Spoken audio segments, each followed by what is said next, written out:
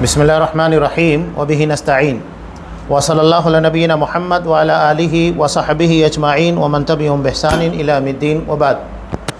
قال اللہ تبارک و تعالی اعوذ باللہ من الشیطان الرجیم بسم اللہ الرحمن الرحیم والعصر ان الانسان لفی خسر الا الذین آمنوا وعملوا الصالحات وتواصوا بالحق وتواصوا بالصبر وقال والذین هم عن اللغو معرضون۔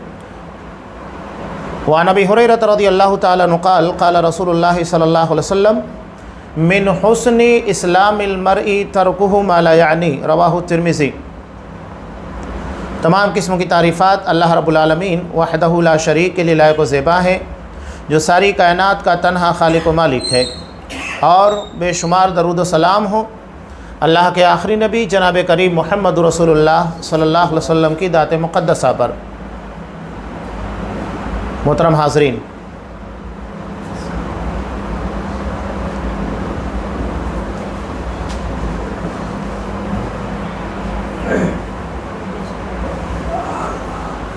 اللہ تبارک و تعالیٰ نے دنیا میں انسانوں کو پیدا کرنے سے پہلے ان کی زندگی کا وقت متعین کر دیا ہے۔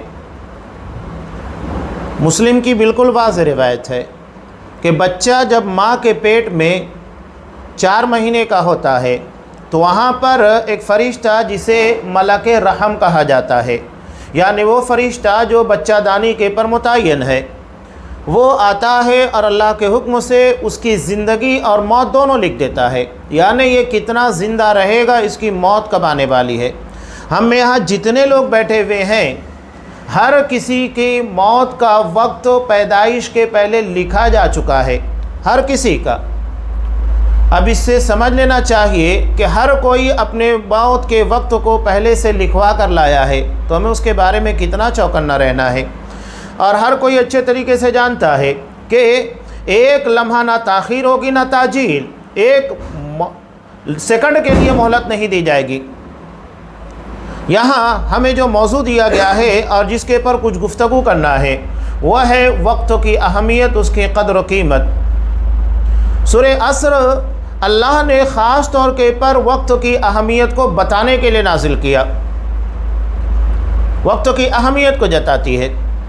تو سورہ کا نام ہی عصر ہے، اور عصر کے بارے میں اگر آپ غور کریں گے تو بہت ساری چیزیں سمجھ میں آئے گی کہ عصر کا ایک مطلب ہوتا ہے نچوڑنا، جیسا کہ جوس نکالنے کے لیے گنے کو نچوڑا جاتا ہے، موسمی کو نچوڑا جاتا ہے۔ یہ بتائیے کہ اگر گنے کا رس ایک مرتبہ نکال لیا گیا، نکال لیے جانے کے بعد کیا دوبارہ کبھی اسے گنے میں لوٹایا جا سکتا ہے، موسمی میں لوٹایا جا سکتا ہے؟ نہیں۔ اس سے سمجھ لینا چاہیے کہ ایک مرتبہ جو زندگی سے ہمارا وقت بیت گیا ہے وہ کبھی لوٹ کر آنے والا نہیں ہے۔ اسی طرح عصر کہتے ہیں مغرب سے پہلے کے وقت کو، جو نماز عصر کے بعد سے مغرب تک کا ہوتا ہے۔ اب یہاں اس کے بارے میں بھی غور کیجئے کہ یہ دراصل دن کے ڈھلنے کا وقت ہوتا ہے، اور جتنی رفتار کے ساتھ یہ وقت بیتتا ہے، آپ دیکھیے نماز فجر کے بعد سے لے کر ظہر تک کا ہے، ظہر سے عصر تک کا وقت ہے، اتنی رفتار کے ساتھ بیتتے ہوئے نظر نہیں آتا، لیکن عصر کے بعد ایسا لگتا ہے کہ دن بہت جلدی ڈل گیا۔ عصر زمانے کو بھی کہتے ہیں، اور زمانہ 3 طریقے کا ہوتا ہے، ایک ماضی، پاسٹ، یعنی جو بیت گیا۔ انسان اپنے ماضی کے بارے میں چاہے وہ اس کا کتنا ہی حسین پن کیوں نہ ہو، اکثر لوگ اپنے بچپن کو یاد کرتے ہیں کہ بچپن کے دن بڑے خوشحالی کے تھے، اس وقت تو کوئی ٹینشن نہیں تھا، ذہن و دماغ کے پر کوئی لوڈ نہیں تھا، اور ہر کسی کو اپنے بچپن کی یادیں آتی ہیں۔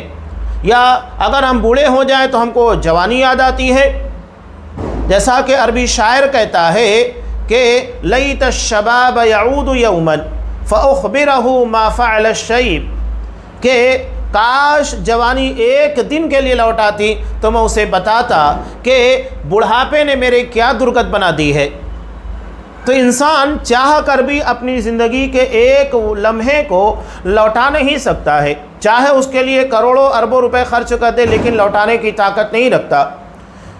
زمانہ ایک دوسرا ہوتا ہے جس کو ہم حال سے تعبیر کرتے ہیں، پریزنٹ، ابھی یہ الفاظ زبان سے نکلتے ہیں، پریزنٹ ہے، لیکن فوری طور کے پر ماضی کے اندر تبدیل ہو جاتے ہیں۔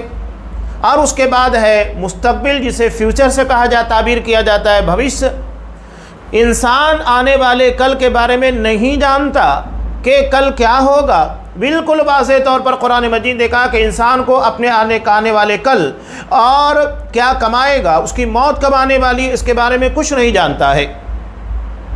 ماضی کا ایک لمحہ لوٹا نہیں سکتے، حال کے پر ہمیں قدرت نہیں ہے، فوری طور کے پر ماضی میں تبدیل ہو جاتا ہے، اور مستقبل کے بارے میں ہم جانتے نہیں۔ سوچئے انسان کتنا بے بس ہے۔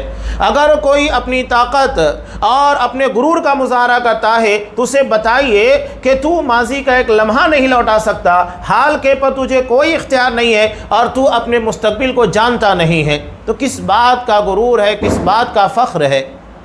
قرآن نے والعصر، زمانے کی قسم کھا کر اسی کی اہمیت کو بتایا کہ زمانہ کتنی اہمیت رکھتا ہے، وقت کتنی اہمیت رکھتا ہے۔ آج بڑے افسوس کے ساتھ کہنا پڑتا ہے، ٹائم پاس، لوگوں کے لیے ٹائم پاس بڑا مسئلہ بنا ہوا ہے کہ وقت بیت نہیں رہا ہے تو میں کیا کروں۔ علامہ ابن حجر رحمۃ اللہ علیہ یہ اپنے وقتوں کو تین ہی چیزوں کے اندر لگاتے تھے، یا تو مطالعہ کر رہے ہیں، ریڈنگ کر رہے ہیں کسی کتاب کی جس کے ذریعے سے انسان کی زندگی کے اندر انقلابات آتے ہیں، اچھائیاں پیدا ہوتی ہیں، مطالعے کے اثرات بہت اچھے انداز سے مرتب ہوتے ہیں، بہترین کتابیں انسانی زندگی کا سب سے بہترین دوست ہیں، ساتھی ہیں۔ اور دوسرا، یا وہ کسی چیز کی تصنیف کر رہے ہیں، کتابیں لکھ رہے ہیں، یعنی اپنے حاصل مطالعہ کو لوگوں کے سامنے رکھ رہے ہیں تاکہ اس سے لوگوں کو فائدہ ہو۔ اور تیسرا، عبادت۔ انہی تین چیزوں کے اندر وہ اپنے وقت کو لگاتے تھے، باقی کسی اور چیز کے لیے نہیں۔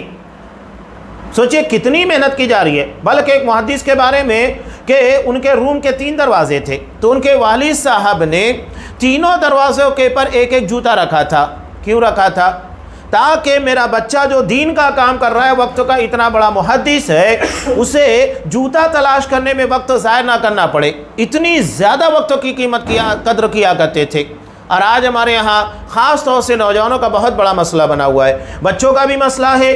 ابھی ایک ویڈیو جو وائرل بھی، جسے دیکھ کر بڑا افسوس ہوتا ہے، یہ ہماری اپنی کوتاہی ہے کہ ایک بچہ تھا، کتنی عمر ہوگی، 8-10 سال کا ہوگا، وہ آتا ہے موبائل سے کھیل رہا ہے، لگا ہوا ہے، اور ماں نے اس موبائل کو لے کر چھین لیا اسے، اور اسے دیا نہیں۔ بچہ غصے میں آ گیا، ماں اپنا کام کرتے بیٹھ گئی کہ اتنے میں بچہ پیچھے جاتا ہے، وہاں ایک بیٹ رکھی ہوئی ہے، بیٹ اٹھاتا ہے اور اپنی ماں کے سر کے پر زور سے مارتا ہے۔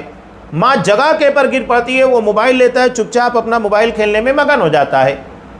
یہ حالت ہو چکی ہے۔ CCTV کیمراز لگے ہوئے ہیں تو یہ چیزیں آج ہمارے سامنے آ جا رہی ہیں، ورنہ اور کتنے حادثات ہیں جس کے بارے میں ہم نہیں جانتے کہ اور ایسے کون سے واقعات ہو رہے ہیں۔ ابھی ایک حالیہ خبر ہمارے سامنے آئی، بڑی افسوسناک، کہ ایک نوجوان بچے نے اپنی ماں کو موبائل کے لیے مار دیا، شوٹ کر دیا، گن رکھی بھی تھی، اٹھایا مار دیا۔ اب وہاں پر بہن تھی، اس کو بھی ڈرا دھمکا کے رکھا۔ اب چونکہ والد صاحب 2-4 دن کے دورے کے لیے باہر گئے ہوئے تھے، تو اپنی بہن کو ڈرا دیا کہ اگر تو نے منہ کھولا تو تجھے بھی شوٹ کر دوں گا۔ اب جب 2-4 دن کے بعد والد صاحب گھر پہ آئے تو بہن نے ان ساری چیزوں کو بیان کیا۔ یہ حالات، یہ تو صرف جھلکیاں ہیں، اور کیا کچھ واقع ہو رہا ہے ہم نہیں جانتے ہیں۔ تو یہ کن بنیادوں پر ہو رہا ہے؟ ہم نے وقت کی صحیح قدر نہیں کی۔ اگر اپنے بچوں کی صحیح تربیت کی ہوتی تو یہ نتیجہ ہمارے سامنے نہیں آتا، بلکہ اس سے بھیانک نتائج ہمارے سامنے آئیں گے اگر ہم نے اس کے پر توجہ نہیں دی، تو اس سے بھیانک آئیں گے۔ وقت کی قدر اور قیمت کے تعلق سے قرآن نے جو قسم کھائی، والعصر، قسم ہے زمانے کی۔ اسی چیز کی اہمیت کو بیان کرنے کے لیے میں کچھ باتیں آپ لوگوں کے سامنے پیش کرنا چاہتا ہوں قرآن و حدیث کی روشنی میں، مومنوں کی کامیابی کے بارے میں۔ جیسا کہ سورہ مومنون کی ابتدا میں اللہ نے ارشاد فرمایا، قد افلح المؤمنون الذین هم فی صلاتہم خاشعون۔ مومنوں کی صفت بیان کی جا رہی ہے جو اپنی نمازوں کے اندر خشوع کا اہتمام کرتے ہیں، یعنی مکمل اللہ کی طرف توجہ دے کر نماز ادا کرتے ہیں۔ اور دوسری صفت کیا بیان کی ہے؟ والذین هم عن اللغو معرضون، جو لغو و فضول، یعنی جس کام کا کوئی فائدہ نہ ہو، ان تمام چیزوں سے اپنے آپ کو بچاتے ہیں۔ یہ کون لوگ ہیں؟ کامیاب مومنوں کی صفت بیان کی جا رہی ہے۔ لغو سے، بیکار فضول قسموں کے کاموں سے، یا آج کے زبان کے اعتبار سے ہم کہیں ٹائم پاس سے بچتے ہیں، وہ اپنے وقتوں کو ضائع اور برباد نہیں کرتے ہیں۔ یہ ہے مومنوں کی صفت۔ اللہ کے رسول صلی اللہ علیہ وسلم نے اہل ایمان کے تعلق سے کیا کہا؟ بلکہ ترمذی کی اس روایت کے بارے میں محدثین کہتے ہیں یہ اللہ کے رسول کے جوامع الکلم میں سے، یعنی باتیں بہت مختصر ہیں لیکن اپنے معنی اور مفاہیم کے اعتبار سے بہت وسیع ہیں۔ اللہ کے رسول صلی اللہ علیہ وسلم نے ایک ہی جملہ ارشاد فرمایا، من حسن اسلام المرء ترکہ ما لا یعنی، بندے کے اسلام کی خوبیوں میں سے بڑی خوبی یہ ہے لا یعنی فضول بے مقصد کاموں کو ترک کر دے، یعنی جس کے اندر فائدہ نہ ہو۔ ہم تمام چیزوں کے اندر دیکھیں، ہمارے ہاں اگر بچے 10ویں 12ویں اس کے آگے اسکول کالجز پڑھ رہے ہیں، یونیورسٹی کے اندر ہیں، تو یہ ٹارگیٹ طے کرتے ہیں کہ ہم کیا پڑھیں گے۔ اگر ان لوگوں کا ٹارگیٹ طے نہ ہو تو کیا فائدہ پڑھائی کا؟ ہر کسی کا ٹارگیٹ طے کیا جاتا ہے، اگر پڑھنا مفید ہے تو پڑھیں گے ورنہ چھوڑ دیں گے۔ ہر جگہ کے پر مقصدیت ہے، ایسا نہیں ہے کہ بے مقصد کوئی کام کیا جا رہا ہے۔ بے مقصد اگر آپ کام کر رہے ہیں کبھی سکسیس ہونے والے نہیں ہیں۔ آپ پہلے ٹارگیٹ طے کیجئے، اس کے لیے وقت طے کیجئے، یہ تمام چیزیں ہوتی ہیں۔ آج مسلمانوں کے لیے ایک بڑا المیہ یہی ہے، ہم نے وقت کو منظم نہیں کیا، منظم نہیں کر رہے ہیں کہ ہمیں کتنا وقت عبادات کے لیے کرنا ہے، کتنا وقت سونے کے لیے ہونا چاہیے، کتنا وقت تجارت کے لیے ہونا چاہیے، کتنا وقت بیوی بچوں کے پر، تربیت کے پر، دوست و احباب کے لیے، پوری منصوبہ بندی ہے۔ لیکن آج ہمارے یہاں نہ پلاننگ ہے نہ منصوبہ بندی ہے۔ ہم اغیار کا حوالہ دیتے ہیں، ہندوستان کی ایک بڑی تنظیم RSS کا حوالہ دیا جاتا ہے، فری میسن کا حوالہ دیا جاتا ہے، یہودیوں کی تنظیم، کہ ان لوگوں نے سینکڑوں سال پہلے پلاننگ کی اپنے مقصد اور اپنے ٹارگیٹ کو حاصل کرنے کے لیے، آج تبھی وہ اس کامیابی کے کگار کے پر ہیں۔ ان لوگوں نے برسوں پہلے ساری پلاننگ کی، منصوبہ بندی کی، اس کے پر کام کر رہے ہیں، حالانکہ تمام چیزیں اسلامی ہیں۔ اللہ کے رسول صلی اللہ علیہ وسلم کے ہجرت کا واقعہ اٹھا کر دیکھیے، ایسا تو نہیں تھا راتوں رات وحی نازل ہوئی، صبح نکل گئے ہجرت کرنے کے لیے، نہیں، بلکہ سالوں پہلے پلاننگ کی گئی، منصوبہ بندی کی گئی، اس کے پر عمل کیا گیا۔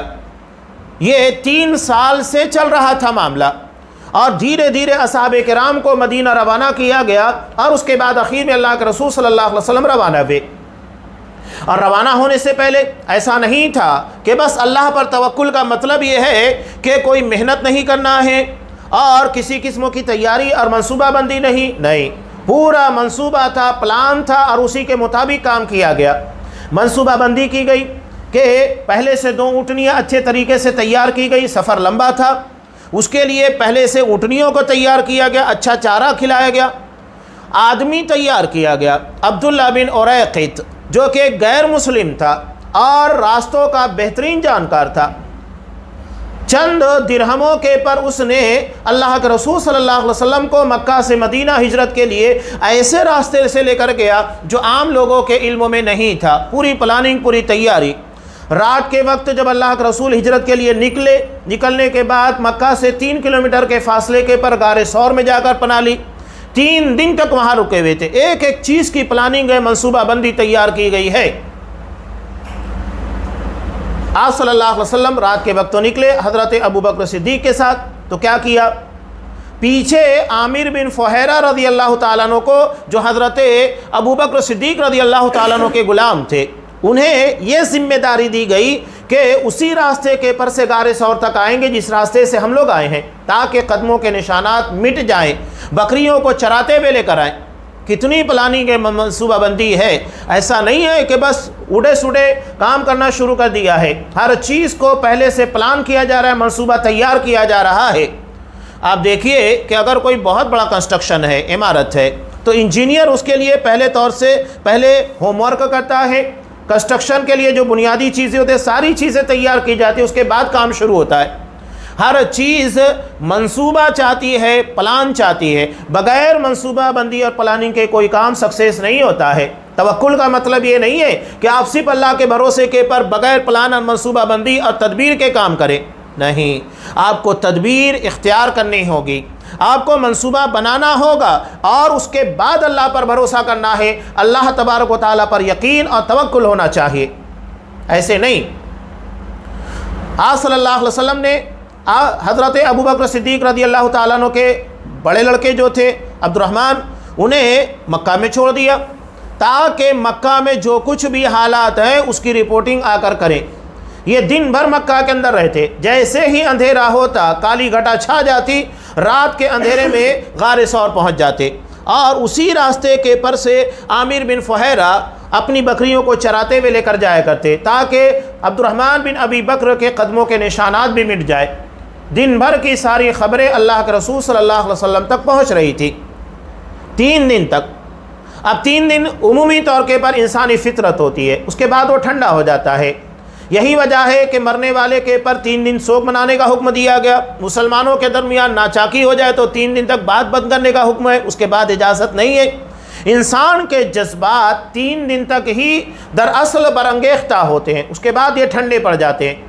تو مشرکین مکہ کی تب و دو بھی 3 ہی دن تک تھی۔ 3 دن تک باقاعدہ پلان تیار کیا گیا۔ اس کے بعد عامر بن فہیرہ اور عبداللہ بن ارقیط وہاں پر آئے اور غار ثور کے پاس سے اللہ کے رسول صلی اللہ علیہ وسلم کو لے کر گئے۔ بتانے کا مقصد یہ تھا کہ کتنی پلاننگ کی گئی، منصوبہ بندی کی گئی ایک ایک چیز کے لیے۔ آج کیا ہمارے یہاں دعوت و تبلیغ کے لیے اور لوگوں کے درمیان اسلام کی باتوں کو پھیلانے کے لیے کوئی منصوبہ بندی ہے، پلان ہے؟ نہیں ہے، اور ہمارے یہاں وقت بھی نہیں ہے۔ بڑے افسوس کے ساتھ کہنا پڑتا ہے، ہم یہ سمجھتے ہیں کہ ہفتے میں 1 دن وقت لگانے کی بنیاد پر یا جمعہ کا خطبہ ہو جانے کی بنیاد کے پر دین کا کام ہو جائے گا۔ نہیں، صحابہ نے کتنی ان تک کوششیں کی، آپ کو پتا ہے کتنا وقت دیا ہے، مسلسل لگے رہا کرتے تھے۔ حضرت ابوبکر صدیق رضی اللہ تعالیٰ عنہ کو ایک بڑا احساس یہ بھی ہے کہ عشرہ مبشرہ میں سے اکثر لوگ جو ایمان لے کر آئے وہ انہی کی دعوت کی بنیاد کے پر، چاہے وہ عثمان غنی ہو، طلحہ ہو، زبیر ہو، یہ سب انہی کی دعوت کے پر ایمان لے کر آئے۔ وقت بہت لگتا ہے، اور یہاں دوستانہ ماحول کے اندر ایک بڑا فائدہ یہ ہوتا ہے کہ انسان اپنے دوستوں کے مزاج سے اچھی طرح واقف ہوتا ہے، اس کو کب کیا بات بولنا ہے، کیسے سمجھانا ہے، یہ ساری چیزیں اچھے طریقے سے جانتا ہے۔ تو دوست اپنے دوستوں کے پر جتنا بہتر کام کر سکتا ہے کوئی اور نہیں کر سکتا، اور اصحاب کرام اکثر ایمان لانے والے یہی دوستانہ ماحول کے تھے۔ ہماری ذمہ داری ہے کہ اپنے دوستوں کے پر زیادہ محنت کریں، یہیں سے دراصل بات آگے بڑھنا شروع ہوگی، کام آگے بڑھنا شروع ہوگا۔ اللہ کے رسول صلی اللہ علیہ وسلم نے وہی ساری محنتیں کی۔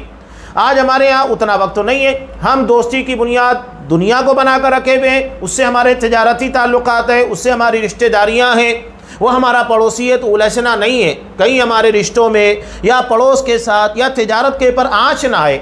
اگر ہم نے دنیا کو اتنی ہی اہمیت دی تو کبھی دین آگے نہیں آئے گا۔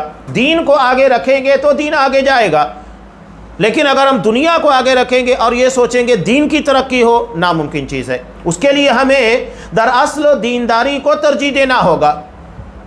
حضرت عمر فاروق رضی اللہ تعالیٰ عنہ، انہوں نے چونکہ یہ اوائل مدینہ میں رہا کرتے تھے، یعنی مدینہ کا جو کنارے والا حصہ تھا وہاں رہا کرتے تھے، تو آپ صلی اللہ علیہ وسلم کے پاس آنے جانے میں وقت لگتا، تو انہوں نے اپنے پڑوسی کے ساتھ معاہدہ کر لیا کہ 1 دن مکمل طریقے سے تم اللہ کے رسول صلی اللہ علیہ وسلم کے ساتھ میں رہو گے اور میں تجارت اور معیشت کی طرف توجہ دوں گا، بزنس سنبھالوں گا۔ رات کے وقت واپس آؤ گے، آنے کے بعد جو کچھ اللہ کے رسول صلی اللہ علیہ وسلم نے بتایا کیا وہ تمام چیزیں تم مجھ سے شیئر کرو گے، مجھے بتاؤ گے۔ دوسرے دن میں جاؤں گا اور تم تجارت کرتے رہنا۔ اس طریقے سے آپ دیکھیں گے تو مہینے میں 15 دن مکمل طریقے سے، یہ نہیں کہ آدھا گھنٹہ، 1 گھنٹہ، 2 گھنٹہ نہیں، بلکہ مکمل طریقے سے 1 دن لگاتے تھے، اور پورا مہینہ دیکھیں گے تو 15 دن لگایا جا رہا ہے۔ آج اگر ہم مسلمان ہیں، اگر حالانکہ ہم مکہ سے کئی ہزار کلومیٹر کے فاصلے کے پر ہیں، اس کے بعد بھی اگر ہم مسلمان ہیں تو صحابہ کی محنت اور دین کے لیے وقت لگانے کا نتیجہ ہے۔ اگر انہوں نے اتنا وقت نہیں دیا ہوتا، اتنا مال نہیں لگایا ہوتا، اتنی خدمات اور اپنی جان کو جوخم میں نہیں ڈالا ہوتا تو آج ہم مسلمان نہیں ہوتے۔ یہ ان کی کوششیں ہیں اور یہ ہماری ذمہ داری ہے اس چیز کو آگے بڑھائیں۔ اللہ کے رسول صلی اللہ علیہ وسلم نے سب سے شاندار طریقہ اختیار کیا، بلغوا انی ولو آیا، ایک آیت ہے آگے بڑھاتے جاؤ، ایک حدیث ہے لوگوں کو بیان کرتے جاؤ، دین پھیلتے جائے گا۔ آپ نے 2 لوگوں کو بیان کیا، 2 نے 4 لوگوں کو، پھیلتا جائے گا۔ اتنا آسان اور سرل سسٹم ہم کو عطا کیا کہ آسانی کے ساتھ دین کی باتیں لوگوں تک پہنچنا شروع ہو جائے۔ جو حجۃ الوداع میں موجود تھے، اللہ کے رسول صلی اللہ علیہ وسلم نے ایک ہی حج ادا کیا، وہاں موجود تھے اور وہاں پر بہت ساری باتیں آپ صلی اللہ علیہ وسلم نے بیان کی۔ تو وہاں پر آپ نے کیا کہا؟ الا فلیبلغ الشاہد الغائب، جو یہاں موجود ہے اس کی ذمہ داری ہے کہ جو یہاں موجود نہیں ہے وہاں تک میرا پیغام پہنچائے، میری باتوں کو پہنچائے۔ یہ ہر کسی کو ذمہ داری دی گئی، ہر کسی کو کام پر لگا دیا گیا۔ آج اس کی بنیاد کے پر جو دنیا میں اسلام کا ڈنکا بج رہا ہے، اور کیا یورپ، کیا افریقہ، کیا مشرق وسطیٰ، کیا ہمارے یہاں ہندوستان کی بات کیجئے، ایشیا کی بات کیجئے، ہر جگہ اگر اسلام اور مسلمان نظر آتے ہیں تو یہ آپ صلی اللہ علیہ وسلم کی اسی ہدایت کا نتیجہ ہے کہ جو موجود ہے وہ غائب لوگوں تک پیغام کو پہنچائے، جو موجود نہیں ہے وہاں تک اس کے پیغام کو پہنچانا اس کی ذمہ داری ہے۔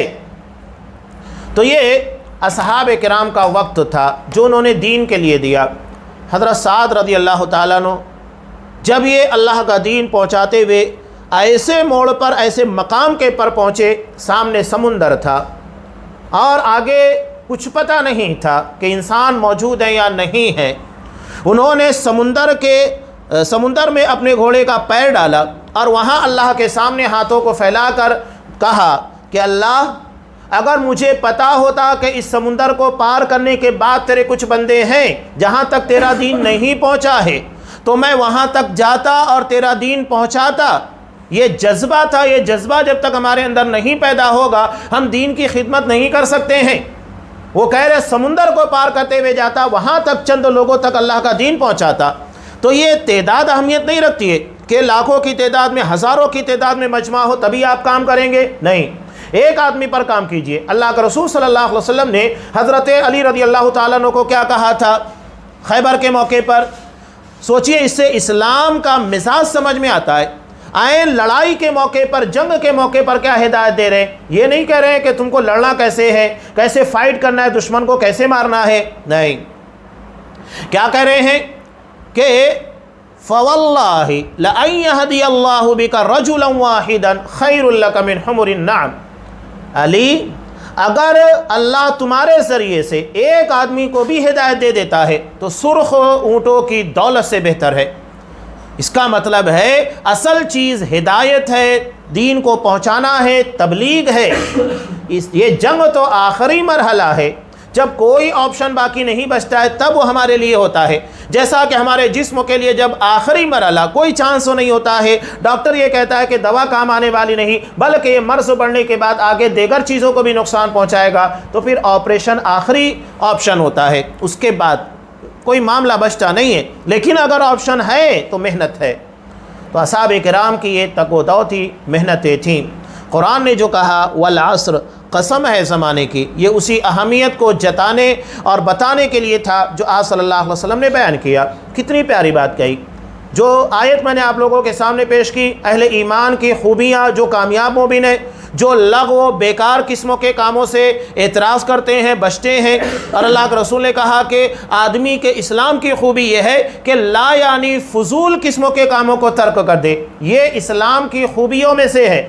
لا یعنی کام میں ہم کو نہیں لگنا ہے۔ بہت سارے لوگ کیا کرتے ہیں، آج لگے ہیں کرکٹ دیکھ رہے ہیں، ٹائم پاس گھنٹوں۔ اس کے نقصانات کیا ہیں؟ سب سے پہلا نقصان تو یہ کہ آپ وقت ضائع کر رہے ہیں، برباد کر رہے ہیں۔ اس سے بڑا نقصان یہ ہے کہ نماز کا وقت ہو جاتا ہے، نماز پڑھنے کے لیے نہیں جاتے، چھوڑ دیتے ہیں نماز کو کرکٹ کی میچ دیکھنے کے لیے یا فٹ بال دیکھنے کے لیے چھوڑ دیتے ہیں۔ کتنے افسوس کی بات ہے، جس نماز کو اللہ کے رسول نے حالت جنگ میں نہیں چھوڑا، صحابہ دشمنوں کے سامنے نماز ادا کرتے تھے جبکہ موت ان کے سروں کے پر منڈلا رہی ہوتی تھی، اس نماز کو ہم نے اتنا بے حیثیت کر دیا جس کے لیے اللہ نے ہم کو پیدا کیا کہ میں نے جنات اور انسان کو محض اپنی عبادت کے لیے پیدا کیا۔ جب ہم اللہ کے حکم کو اہمیت نہیں دیں گے، اللہ ہم کو اہمیت نہیں دے گا۔ اس کے بعد لوگ کہتے ہیں کہ مسلمان بڑے ذلیل ہیں، بڑے رسوا ہیں، ایمان کی کیفیت بہت خراب ہے، ایمان بڑا کمزور ہو چکا ہے۔ تو صحیح ہے نا، جب ایمان کمزور ہو گیا ہے، اعمال کمزور ہو چکے ہیں تو اللہ سے رحمت کی امید کیوں کرتے ہو؟ پہلے اپنے آپ کو اس قابل بناؤ کہ اللہ کی رحمتیں، اللہ تبارک و تعالیٰ کی طرف سے اس کی نصرت نازل ہو، اس کے بعد دیکھیے کہ کیوں نہیں آئے گی۔ اللہ نے صاف کہا کہ اللہ انہی لوگوں کی مدد کرتا ہے جو اللہ کی مدد کرتے، ان تنصر اللہ ینصرکم، اگر تم اللہ کی مدد کرو گے اللہ تمہاری مدد کرے گا۔ یعنی اللہ کی مدد کرنے کا مطلب کیا؟ اللہ کے کہے کے مطابق چلنا، اس کے دین کے مطابق اپنے آپ کو چلانا، جن چیزوں سے اللہ نے منع کیا ان سے باز آ جانا، یہ اللہ تبارک و تعالیٰ کے دین کے مطابق چلنا ہے، اس کی مدد ہے۔ اس کے بعد اللہ تائید اور نصرت کو نازل کرے گا۔ اللہ کی رحمت، اس کی قدرت، اس کا اندازہ انسان کیا لگا سکتا ہے؟ قرآن پڑھیے، حضرت یونس علیہ السلام مچھلی کے پیٹ میں ہیں، بتائیے کوئی سہارا تھا؟ بظاہر کچھ نہیں تھا۔ دعا مانگی، اللہ نے نجات دی کہ نہیں دی؟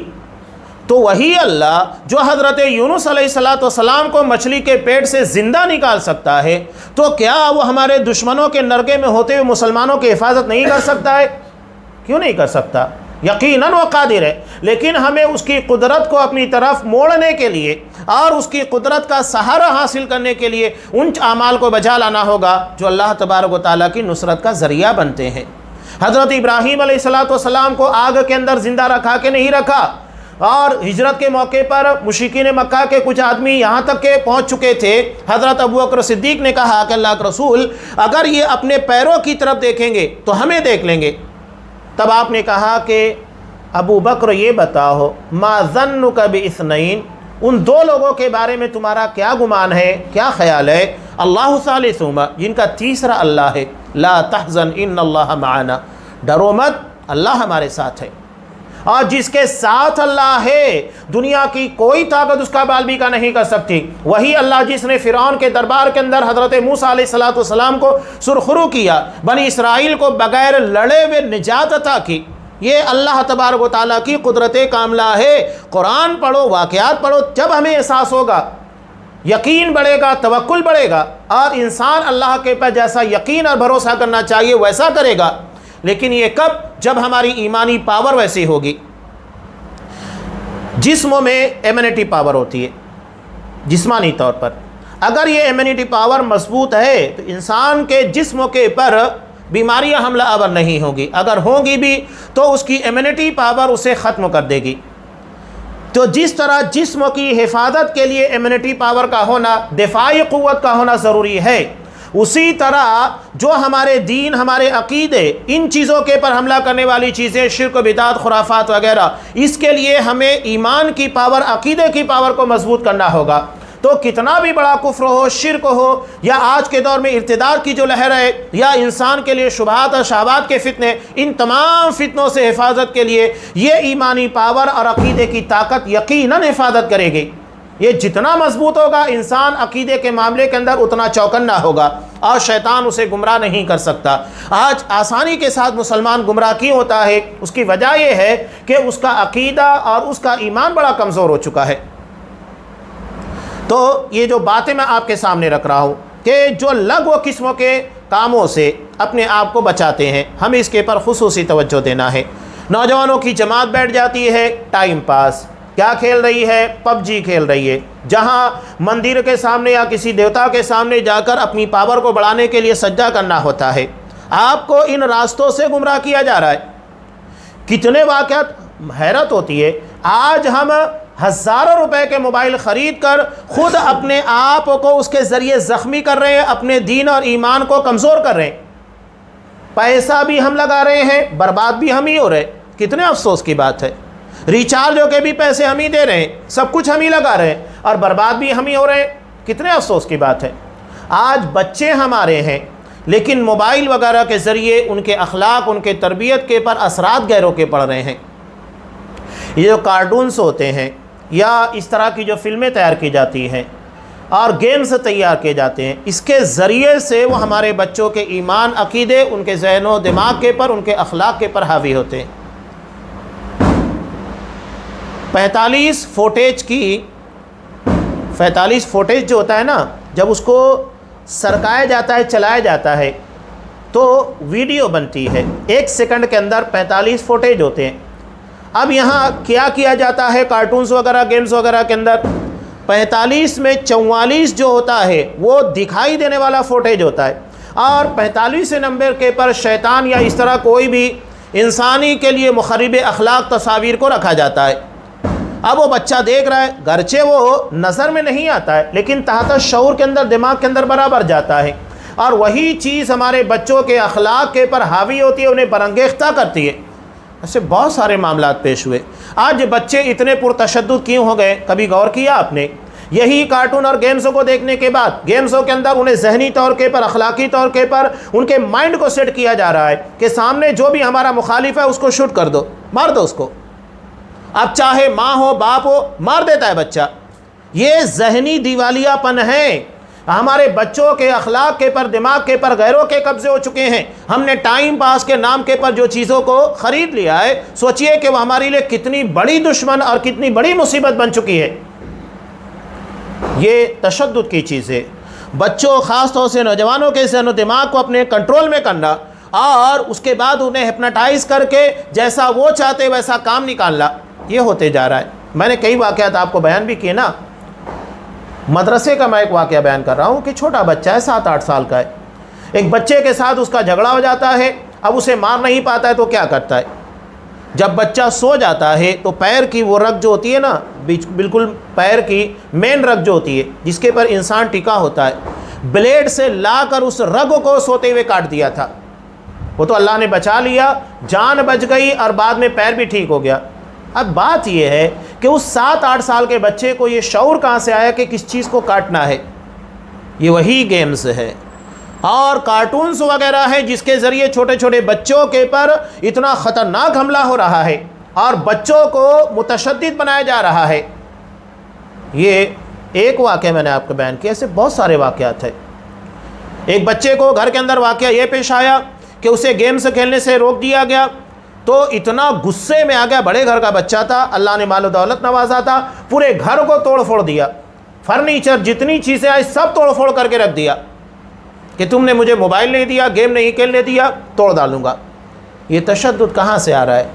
بچے ہمارے ہیں، روپیہ ہمارا ہے، موبائل ہمارا ہے، لیکن ان کی تربیت، ان کے ذہن و دماغ کے پر جو اثرات ہے یا اس کو جو کنٹرول کرنے والی چیزیں ہیں وہ غیر مسلموں کی ہے۔ آج بہت دور سے بیٹھے ہوئے جس کو ہم دیکھ نہیں رہے ہیں، شیطان بھی تو ہم کو نہیں دکھتا ہے نا، تو انسانوں کے اندر بھی جو شیاطین ہیں جن کو ہم نہیں دیکھ رہے، وہ ہمارے بچوں کو کنٹرول کر رہے ہیں، ان کے دماغ کے پر قابض ہو چکے ہیں۔ تو آج کے اس پرفتن دور کے اندر ٹائم پاس، وقت کو برباد کرنے والی چیزوں کے نام کے پر جو فتنہ پیدا ہوا ہے بڑا سنگین اور بہت خطرناک ہے، پورے کے پورے ہنستے کھیلتے گھر کو تباہ اور برباد کر دیتا ہے۔ تو ہمیں اس کے پر بہت توجہ دینا چاہیے۔ آگے نبی کریم صلی اللہ علیہ وسلم کی ایک مشہور روایت ہے جسے امام بخاری اور امام ترمذی دونوں نے روایت کیا، بہت پیاری حدیث ہے، بار آپ سنتے رہتے ہیں۔ اللہ کے رسول نے کہا، نعمتان مغبون فیہما کثیر من الناس، دو نعمتیں ہیں جس بارے میں بہت سارے لوگ دھوکے میں پڑے ہوئے ہیں، دھوکہ کھا رہے ہیں۔ الصحت والفراغ، صحت اور فرصت۔ اللہ نے صحت دی، بہت بڑی نعمت ہے۔ آپ ہاسپٹلس کے اندر جائیے، بیماروں کو دیکھیے، اس کے بعد سمجھ میں آئے گا کہ جسم کی صحت کی قدر و قیمت کیا ہوتی ہے، وہاں جانے کے بعد احساس ہوگا۔ اور اس کے بعد جو فرصت ہے، ان لوگوں کو دیکھیے کہ جو بیچارے محتاج ہیں، بہت کام کرنا چاہتے، وقت نہیں مل پاتا ہے، اور آج دیکھیے دھیرے دھیرے تو معاملہ اور بگڑتا جا رہا ہے۔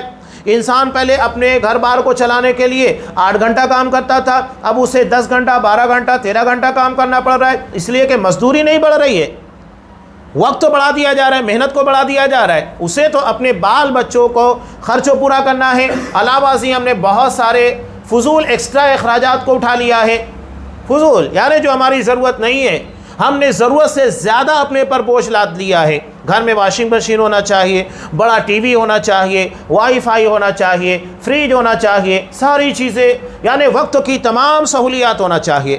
اللہ کے رسول صلی اللہ علیہ وسلم کا بھی کبھی ہم نے مطالعہ کیا سیرت کا، 10 بائی 10 کے گھر کے اندر رہا کرتے تھے، حجرے بنے ہوئے تھے، اور اسی کے اندر رہنا ہے، سب کچھ اسی کے اندر ہے، کیسے زندگی گزارتے؟ حضرت عائشہ رضی اللہ تعالیٰ عنہ کہتی ہیں کہ میرے بھتیجے اپنے بھتیجے کو کہہ رہے تھے کہ 1 چاند 2 چاند 3 چاند یعنی 1 مہینہ 2 مہینہ 3 مہینہ گزر جاتا، گھر میں کھانے کے لیے کچھ نہیں ہوتا، چولہا نہیں جلا کرتا تھا۔ تو کہا کہ اماں یہ بتائیے پھر گزارا کیسے ہوتا؟ کہا کہ کھجور اور پانی کے پر۔ یہ سارے واقعات جو ہمارے اسلاف ہیں، ہمارے لیے رول ماڈل جسے بنایا گیا ہے، ان لوگوں کے واقعات کو ہم جب نہیں پڑھیں گے تو کہاں سے ان لوگوں کی طرح زندگی گزارنے کا جذبہ پیدا ہوگا؟ نہیں پیدا ہوگا۔ اس لیے کہ آج ہمارے سامنے چمک دمک کو دکھایا جا رہا ہے، گلوبلائزیشن کو دکھایا جا رہا ہے، گلیمر کی دنیا دکھائی جا رہی ہے، اور انسان اسی چیز کو دیکھنے کے بعد اپنے پر وہ ساری ذمہ داریاں اوڑھتے چلے جا رہا ہے جو اس کو نہیں اوڑھنا چاہیے۔ جتنی چادر ہو اتنا ہی پیر پھیلانا چاہیے، یہ سب سے بہترین طریقہ ہے۔ اور یہاں اللہ نے اگر نعمتیں دی ہیں تو یہ بات یاد رکھیے گا، ایک فقیر صدا لگایا کرتا تھا، بڑا بہترین شعر کہتا تھا۔ وہ کہتا تھا کہ چادر کا دینے والا تجھ سے حساب لے گا، چادر تو پھٹ چکی ہے تو کیا حساب دے گا؟ اللہ حساب لے گا۔ یعنی جتنی نعمتیں ملی ہے سب کے بارے میں سوال ہوگا، صحت کے بارے میں سوال ہوگا، انسان کی فرصت کے بارے میں سوال ہوگا۔ دھوکے میں پڑے ہوئے لوگ اپنے وقتوں کو تمام صحیح چیزوں کے اندر لگائیے، ورنہ بہت نقصان اٹھانے والے، چھوٹا موٹا نہیں بہت بڑا نقصان اٹھانے والے۔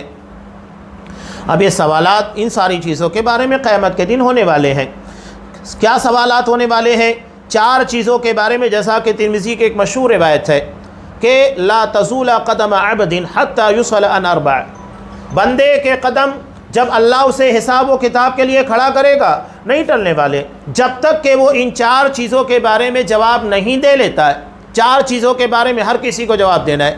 ہم میں جتنے لوگ بیٹھے ان کو بھی جواب دینا ہے، جو دنیا سے جا چکے ان کو بھی دینا ہے، قیامت تک کے آنے والے تمام انسانوں کو جواب دینا ہے۔ کوئی ایسا نہیں ہے جو جواب دیے بغیر آگے بڑھ جائے گا، یہ جواب دینا ہی ہے۔ پہلا سوال ہوگا زندگی کے بارے میں، یہ بتاؤ جو عمر میں نے تمہیں عطا کی تھی۔ سورہ فاتر میں اللہ نے ارشاد فرمایا اولم نعمرکم ما یتذکر فی، کیا ہم نے تمہیں اتنی عمر نہیں عطا کی تھی جس میں تم نصیحت حاصل کرتے؟ اگر تمہیں نصیحت حاصل کرنا تھا کافی ہے، جو بھی عمر اللہ نے ہم کو عطا کی۔ اور اس کے بارے میں اللہ کے رسول کی حدیث ہے کہ اللہ نے اگر کسی کو 60 سال کی زندگی دے دی تو اس کے لیے حجت پوری ہو گئی۔ 60 سال سے زیادہ زندگی کیا ہونی چاہیے؟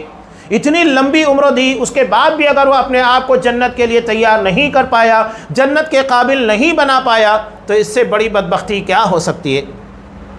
ہمارے یہاں بچہ سال بھر پڑھتا ہے، سال بھر پڑھنے کے بعد اگر ایگزام دیتا ہے اس میں ناکام ہو جاتا ہے تو ہم کہتے ہیں سال بھر تو نے محنت کی، اسٹڈی کی، تو اس کے باوجود تو ناکام ہو گیا، کیا کر رہا تھا سال بھر؟ یہاں اللہ نے 60 سال کی زندگی دے دی تو سوال ہوگا اتنی لمبی عمر میں نے تمہیں عطا کر دی، اب یہ بتاؤ کہ تم نے اتنی لمبی عمروں کے اندر اپنے آپ کو جنت کے قابل بنایا یا نہیں بنایا؟ حجت پوری ہو گئی ہے۔ اب بندے کے پاس عذر نہیں ہوگا کہ نہیں ٹائم کم تھا، مجھے اتنا وقت تو نہیں ملا جتنا ملنا چاہیے تھا، کوئی فائدہ نہیں ہے۔ تو سب سے پہلا سوال ہوگا زندگی کے بارے میں کہ میں نے جو عمر تمہیں عطا کی اس کے اندر تم نے کیا کیا؟ سوال ہوگا ہر کسی سے۔ ہاں اگر کوئی شخص 20 سال کی عمر میں چلا جاتا اس سے بھی سوال ہوگا کہ 20 سال میں نے تمہیں عطا کیا نا، کیا کیا؟ اگر کوئی 30 سال میں جا رہا ہے، 40 میں، 100 سال میں جا رہا ہے، ہر کسی سے سوال ہوگا۔ اس کے بعد دوسرا سوال ہوگا ان علم، علم کے بارے میں کہ اس کے مطابق اس نے کتنا عمل کیا۔ اب یہاں علموں کو جاننا بھی ضروری ہے، اور علموں میں کون سا علم ہونا چاہیے؟ علم نافع۔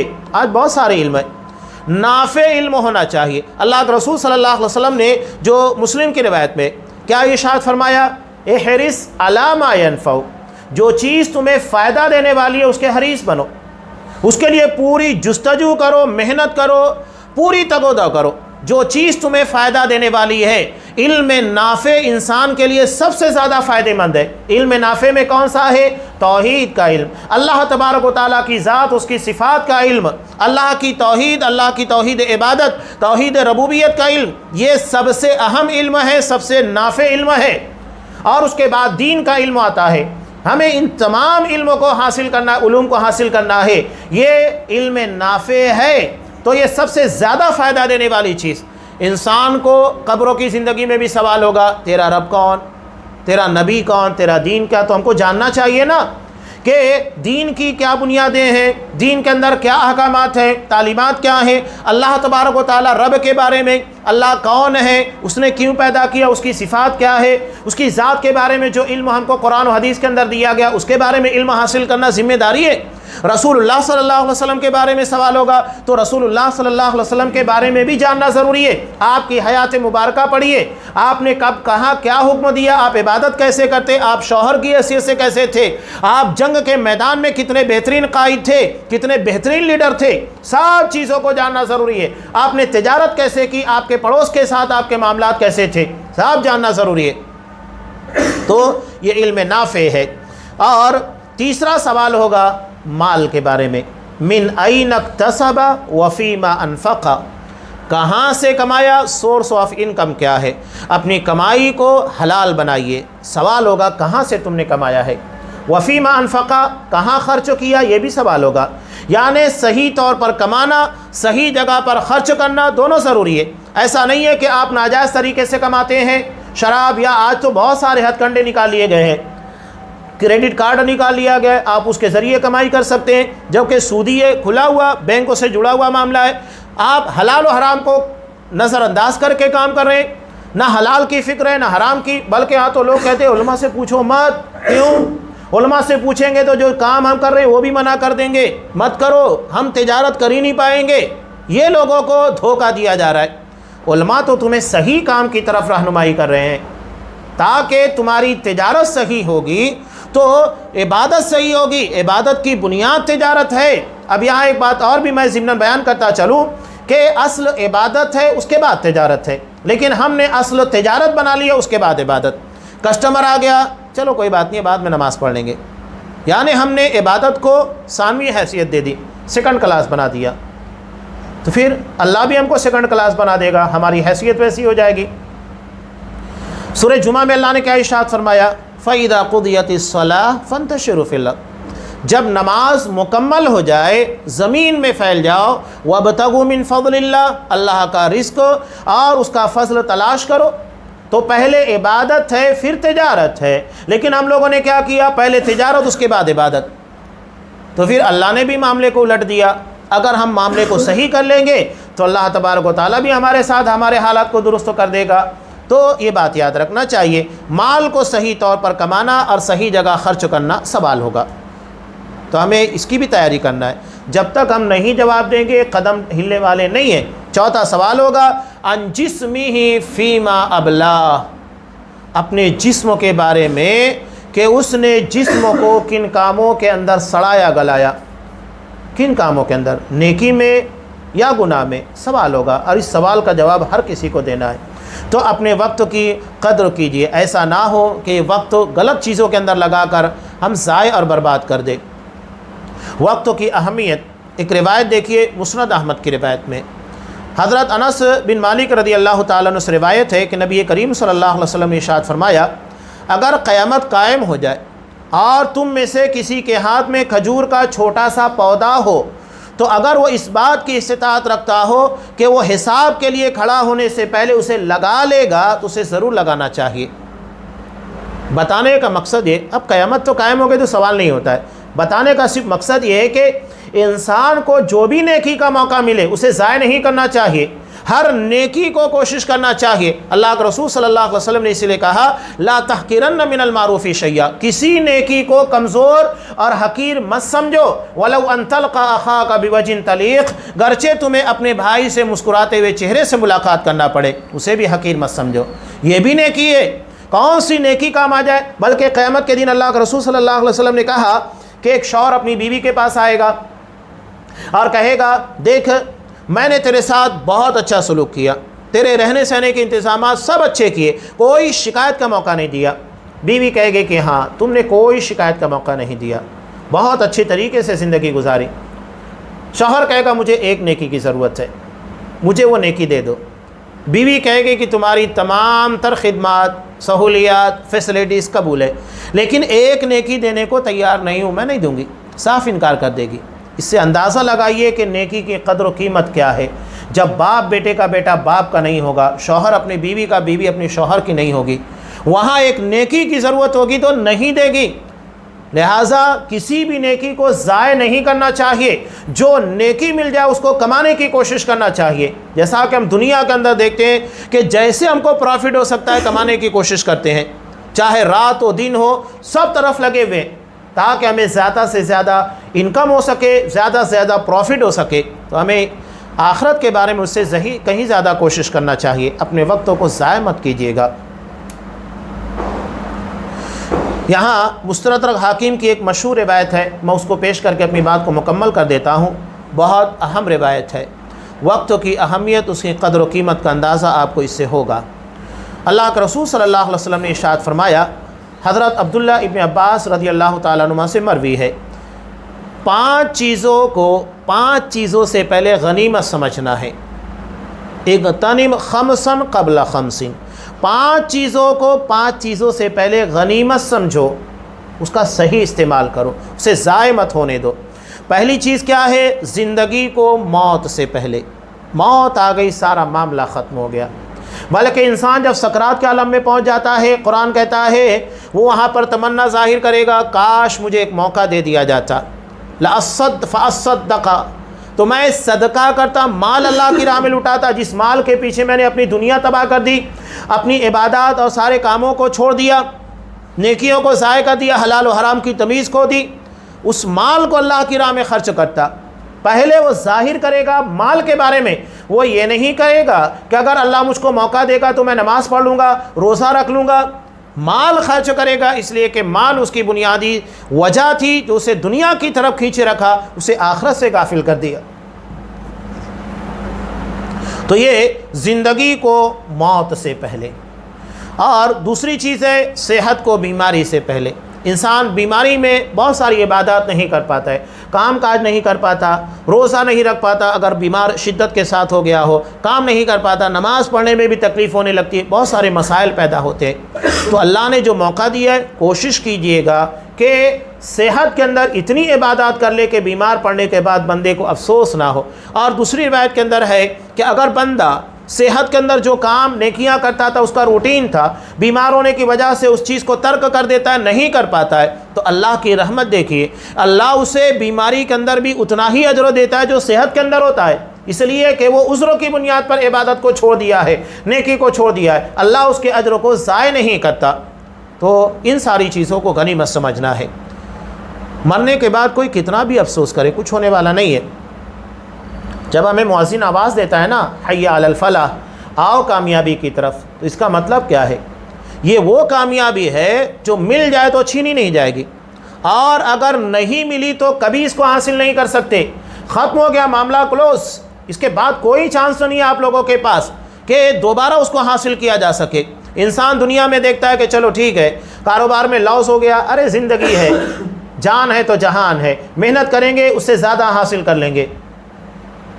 لیکن کیا مرنے کے بعد ایسا ہوگا کہ اگر آپ نہیں کامیاب ہو سکے، اتنے اعمال آپ کے نہیں تھے کہ آپ کو جنت کے اندر جگہ دی جا سکے، تو کیا دوبارہ چانس اور موقع ملے گا کہ چلو موقع دے دیا جائے؟ نہیں، ختم۔ یہ الفلاح وہی ہے، ایسی کامیابی جو مل جائے تو چھینی نہ جائے، اور اگر نہیں ملے تو اس کو دوبارہ حاصل نہیں کیا جا سکتا۔ یہاں کوئی آپشن نہیں ہے۔ دنیا میں بھی بچے 1 سال ناکام ہوتے ہیں، محنت کرتے ہیں، آگے کامیاب ہو جاتے ہیں۔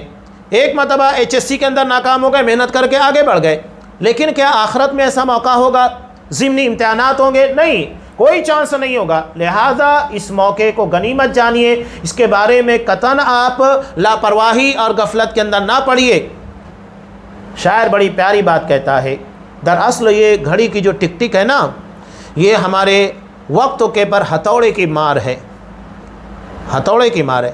غافل تجھے گھڑیال یہ دیتا ہے منادی، خالق نے گھڑی عمر کی ایک اور گھٹا دی۔ ہم بڑے نہیں ہو رہے ہیں، ہم سب چھوٹے ہو رہے ہیں۔ اگر ایک آدمی کو 100 روپیہ دیا گیا، اس میں سے اس نے 50 روپے خرچ کر دیا، تو کیا اس کا مطلب یہ ہو گیا کہ اس کے پاس 50 روپے بڑھ گئے ہیں؟ نہیں، وہ تو 50 کم ہو گئے نا۔ اللہ نے ہم کو اگر 60 سال کی عمر دی ہے، ہم نے اس میں سے 30 سال 40 سال 50 سال گزار دیے، تو اس کا مطلب کیا ہوا؟ اتنا ہم نے خرچ کر دیا، اب ختم ہو گیا، کوئی چانس نہیں ہے۔ اب جو بچا ہوا اس کے اندر ہم کو کام کرنا ہوگا۔ تو کوئی بڑا نہیں ہوتا ہے، ہر کوئی چھوٹا ہوتا ہے۔ مولانا ابوالکلام آزاد رحمۃ اللہ علیہ ایک برتھ ڈے کے تناظر کے اندر یہی کہہ رہے، شرعی اعتبار سے تو برتھ ڈے پارٹی، جنم دیوس منانا جائز نہیں ہے، یہ ایک الگ بحث، وہ کرنا نہیں چاہیے۔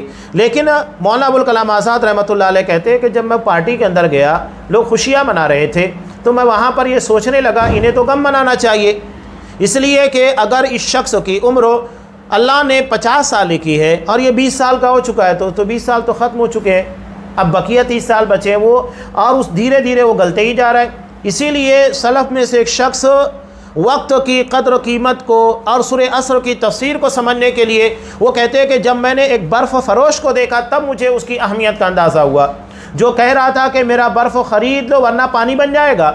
یہی معاملہ وقت کا ہے کہ اگر ہم نے برف کی طرح اسے صحیح وقتوں کے پر استعمال کر لیا تو فائدہ ہوگا، ورنہ پانی بن کر ضائع ہو جائے گا، اس کی کوئی قیمت ملنے والی نہیں۔ تو یہ وقت کی اہمیت ہے، قدر و قیمت ہے، اسے آپ سمجھنے کی کوشش کیجئے۔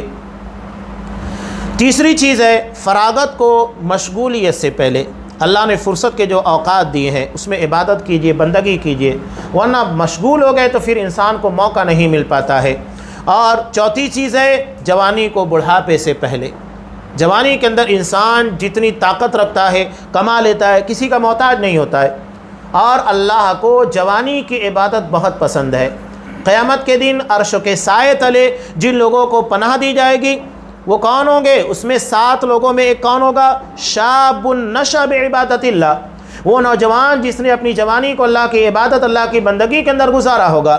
یہاں تو لوگ کہتے ہیں ارے جوانی دیوانی ہوتی ہے، جو مستی کرنا ہے کر لو، ایسا نہیں ہے۔